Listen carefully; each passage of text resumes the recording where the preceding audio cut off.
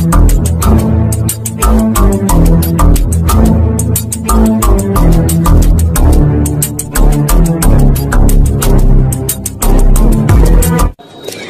দেখছেন নিউজ কলকাতা জনকণ্ঠ। গ্রাম ও শহরের মেলবন্ধন।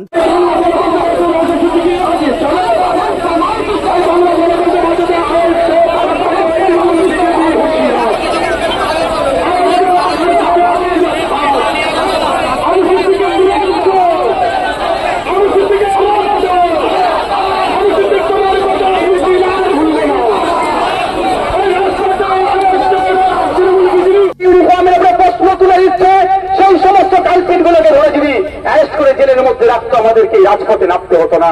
অপরাধ মুখ্যমন্ত্রীকে যে লয়ার গুলোকে দাঁড় করানো দরকার, তার পরিবর্তে আমি পাতি শব্দটাকে উড্র করে নিচ্ছি, সরি, আমি তার পরিবর্তে তুলনামূলক সিনিয়র ও অ্যাডভোকেটদেরকে না দিয়ে একটা লেভেলে দিচ্ছে, যাতে রকমভাবে ওই মামলাটা সুপ্রিম কোর্ট থেকে এখানে যারা জিতে চায় জিতে যেতে পারে, কিন্তু হতে দেওয়া যাবে না।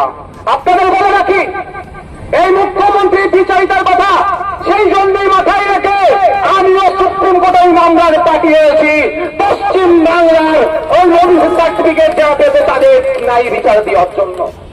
বন্ধুগণ, শুধু যে বিষয়ে এসেছেন আপনারা আজকে, সেই বিষয়ে বলেছে, আমি শুধু দুটো জিনিস অ্যাড করতে চাই। আজকে 22 বছরের তরতাজা ছেলে প্রসেন মন্ডল, তার সে নাকি চুরি করেছে, এই অপরাধে তাকে পিটিয়ে হত্যা করা হলো। আচ্ছা বলুন, যদি কেউ চুরিও করে নাই, অন্যায় করেছে নিশ্চিত হবে, তার জন্য প্রশাসন আছে, আইন আছে, বিচার ব্যবস্থা আছে, কিন্তু আমাদের প্রসেন মন্ডলকে পিটিয়ে হত্যা করলো। এই সাহসটা পাচ্ছে কোথায়? সাহসটা পাচ্ছে আমার রাজ্যের প্রশাসনের যিনি প্রধান আছেন, সরকারের যিনি প্রধান আছেন, মাননীয় মুখ্যমন্ত্রীর জন্য। ইসরাত আলম, আমি তার বাড়িতে গিয়েছিলাম, 100 স্কয়ার ফুটের ঘর হবে না। আপনি অবাক হয়ে যাবেন যদি ওর বাড়িতে গিয়ে থাকেন, ভিডিও দেখে থাকেন। 100 স্কয়ার ফুটের খুব বেশি হলে ঘর হবে, সেখানে দুটো সন্তান, একটা ক্লাস 5-এ পড়ে, একটা ক্লাস 1 না 2-তে পড়ে, পরিবারকে নিয়ে থাকে। তারও চোরের অপরাধে হত্যা করা হলো, তাকে পিটিয়ে মেরে দেওয়া হলো। একের পর এক রাজ্যে গণপ্রতিনিধি বেড়ে যাচ্ছে, কিন্তু অপদার্থ সরকারের কোন শব্দ খরচ করছে না। তাই এখান থেকে জানিয়ে দিতে চাই, রাজ্য সরকারকে অবিলম্বে বিধানসভায় স্পেশাল বিধানসভা ডেকে এই গণপ্রতিনিধি রোধের জন্য সর্বোচ্চ শাস্তির ব্যবস্থা করে বিলকে পাস করানো হোক। সেখানে নওশাদ সিদ্দিকী সরকারের পক্ষে দাঁড়াবে। যদি না পারে আমাদেরকে বুঝে নিতে হবে। পারবেন তো নাকি? পারবেন তো নাকি? আমরা গণতন্ত্র সরকার থেকে শুরু করে আনিসকে যারা ছাদ থেকে ফেলে হত্যা করলো, শিকারী বলে আদিবাসী সমাজের ছেলেকে আবগারি দপ্তর তুলে নিয়ে গিয়েছিল, 3 দিন পরে তার লাশ হয়েছে, সে পুলিশ কর্তারা কাছ থেকে অপকর্ম করলো, অন্যায় করলো তাদেরকে।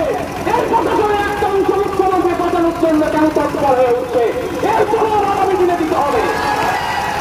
আমরা শান্তিপূর্ণ আন্দোলনের পক্ষে, গণতান্ত্রিক ও বঞ্চিত আন্দোলনের পক্ষে, বিচার ব্যবস্থার প্রতি সম্মান রাখি। যদি কোন কলকাতা হাইকোর্টের কোন বিচারপতি যদি আমাদের রাস্তায় আঘাত দেয়, তার সাধারণ মানুষের মনে যদি প্রশ্ন করে বিচার ব্যবস্থার প্রতি যদি আমাদের আস্থা কমে, সেই বিচারপতিকে কিন্তু দায়ভার নিতে হবে।